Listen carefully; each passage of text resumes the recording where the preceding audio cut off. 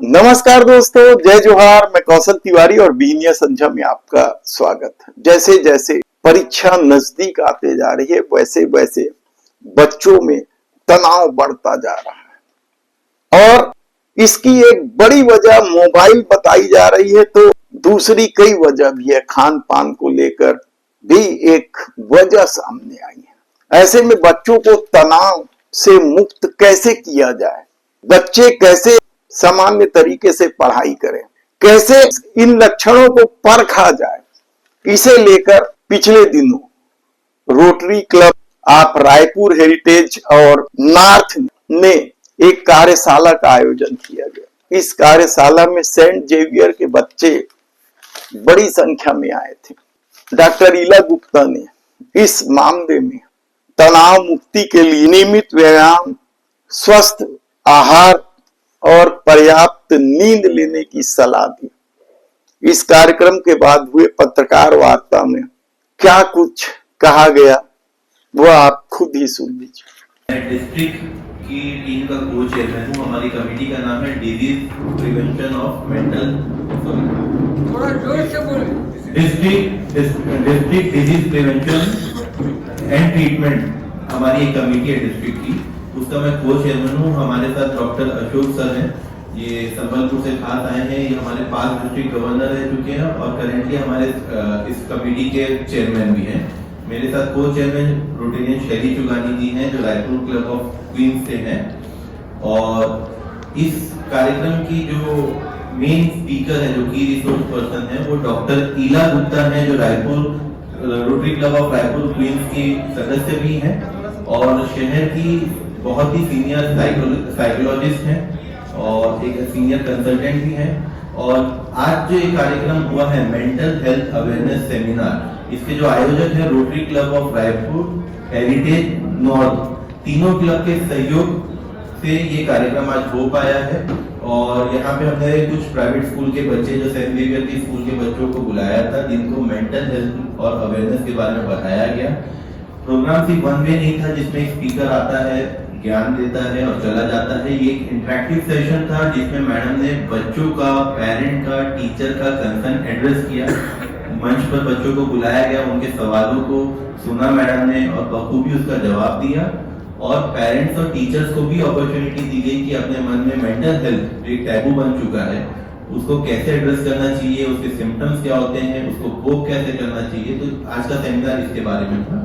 इस कार्यक्रम में सेंट जेवियर स्कूल के बच्चे आए थे, कुछ पेरेंट्स भी आए थे, उनके टीचर्स थे। उनको हम मेंटल स्ट्रेस से कैसे दूर रहे वो बच्चों को बताएं और टीचर्स को भी हमने कुछ समझाया और डॉक्टर ईला गुप्ता ने ही समझाया।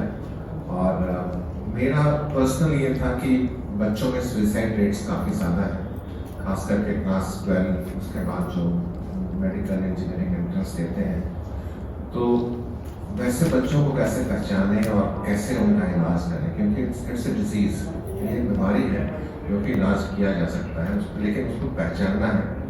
तो बच्चे ही पहचानेंगे कि अपने क्लासमेट्स का कुछ अगर चेंज हो रहा है, इमोशनल चेंज, उनका बिहेवियरल चेंज, तो उन्हें कैसे उनको पकड़े और उनको सही जगह पहुंचाएं।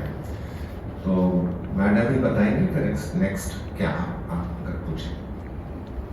आपने बहुत ही अच्छा प्रश्न पूछा कि माँ ही स्टार्ट करती है। तो आज की चर्चा के विषय में जब मेरा सेशन चल रहा था तो मैंने जितने भी उपस्थित माता पिता और टीचर्स थे, मैंने उनको यही बताया कि आप ही लोग देते हैं और फिर आप लोग बोलते हैं।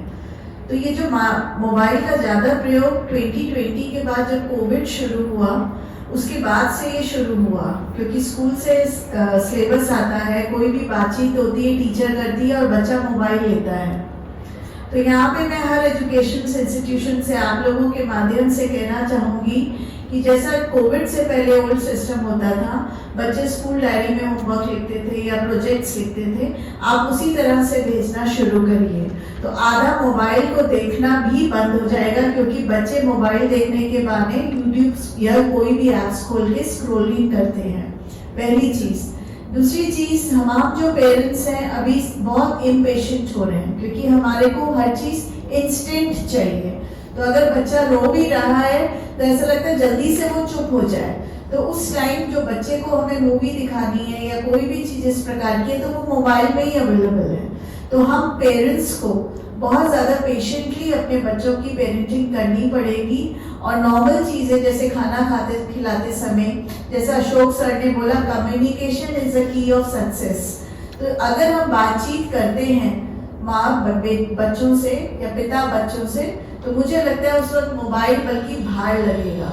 तो हम आपस में बात करना शुरू करें, कुछ नियम बनाएं परिवार के, और एजुकेशनल इंस्टीट्यूशन जैसे ओल्ड मेथड पे चलते थे जहाँ पे डायरी में स्कूल में होमवर्क देते थे, वैसा आप करना शुरू करेंगे तो अपने आप मोबाइल का यूसेज कम हो जाएगा। ये क्या बड़ी वजह सिर्फ मोबाइल है? बड़ी वजह सबसे बड़ी वजह नहीं, एक बच्चे के जीवन में मोबाइल तो एक एड ऑन है, जैसे मेरी कलाई और 5 उंगलियां हैं। हर किसी के जीवन में अलग अलग तरह की परिस्थितियां होती हैं, तो वो अलग अलग हम डिफाइन नहीं कर सकते। उसमें एक मोबाइल भी एक चीज है जो बच्चों को एडिक्शन कर रही है और उनको एंग्शियस बना रही है और धैर्य वो लोग खोते जा रहे हैं। तो उनका जो दिमाग में जो न्यूरो कैसे बोलेंगे जनरल भाषा में, जो हैप्पी हार्मोन्स है वो बनने बंद हो जाते हैं, तो वो उदासी की ओर जाते हैं और गुस्से में अपना व्यवहार करते हैं, जिससे कि सभी को डिस्टर्बेंस होता है। क्या एकल परिवार भी इसकी वजह है? देखिए, समाज तो बदलता रहेगा। अब हर कोई बाहर जाके दुनिया देखना चाहता है, तो चूंकि हम भारतीय समाज से हैं तो यहाँ पे जॉइंट फैमिली सिस्टम पहले होता था। बट अगर आज को मेरा बेटा कहता है मैं लंदन जाके पढ़ाई करूंगा और फिर वहां मेरे को नौकरी मिल गई, तो मैं उसको रोक नहीं सकती, पंछी को तो उड़ना ही है। तो हम जैसा समय चल रहा है, अगर हम उसमें अच्छी चीजें डालें तो वो बेहतर है। एकल परिवार भी बहुत अच्छा है और जॉइंट फैमिली भी अच्छी है, इसको हम दोष नहीं दे सकते क्योंकि हर चीज के 2 पहलू होते हैं। शुरुआती लक्षण किस तरह से पहचानेंगे माँ बाप? शुरुआती लक्षण में बच्चे को भूख लगनी कम हो जाती है, वो चिड़चिड़ा हो जाता है, वो किसी से बातचीत नहीं करता, उसका पढ़ाई की तरफ या खेल की प्रति जो उस उम्र में आवश्यक होता है वो कम हो जाता है। जैसे वो कहेगा पढ़ा, बहुत पढ़ा और पढ़ने के बाद भी मम्मी मैं भूल गया, तो यहाँ पे हमें IQ लेवल चेक कराना चाहिए। अदरवाइज हमें ये देखना चाहिए कहीं उसको फोकस तो नहीं खत्म हो, फोकस खत्म होने लग जाता है, मतलब वो पढ़ रहा है पर दिमाग कहीं और कुछ पुरानी बातों को वो ज्यादा बात करते हैं कि आपने मुझे ना पिछले साल एक चाटा मारा था। और ये स्वाभाविक है, माँ बाप है तो डांटेंगे, बट वो बच्चा बार बार रिपीट करता है, उसको नेगेटिव थॉट्स आते हैं, वो किसी भी चीज में अच्छा नहीं सोचता। तो ये शुरुआती लक्षण होते हैं। तो अगर ऐसे लक्षण हमें अपने बच्चों में दिखते हैं या आसपास कहीं दिखते हैं तो तुरंत हमें मनोवैज्ञानिक की मदद लेनी चाहिए। अगर आप सोचें कि मेरा बच्चा 9 घंटे 8 घंटे 6 घंटे पढ़ेगा, दैट इज टू मच। हम लोग बोलते हैं ह्यूमन ब्रेन में मैक्सिमम टू मैक्सिमम 35 मिनट तक बात जाती है। जैसे आज मुझे चिंता लग रही थी, मेरा सेशन लंबा हो रहा था, तो मेरे बच्चे जो सुन रहे थे वो व्याकुल होने लग रहे थे, तो मैंने बात को घुमाया। तो हमारे ब्रेन में चाहे आप हैं चाहे मैं हूँ, 35 मिनट से ज्यादा चीजें नहीं जाती हैं। वैसे 20 था, अभी 35 हो गया। तो अगर इतनी देर बच्चा दिन भर में पढ़ाई कर रहा है, लिख रहा है, किताब में कॉपी में कुछ लिख रहा है, और उसके बाद अगर वो 2 घंटे भी स्क्रीन टाइम देखता है पढ़ाई की चीज, तो इट इज ओके, किताब भी तो देखेगा ना। ऐसे में देखना है कि क्या इस तरह के आयोजन सरकारी स्कूलों में भी होना चाहिए, क्या इस तरह के आयोजनों का बच्चों को फायदा मिलेगा, पालक समझ पाएंगे कि किस तरीके से बच्चों के साथ व्यवहार करना है। धन्यवाद।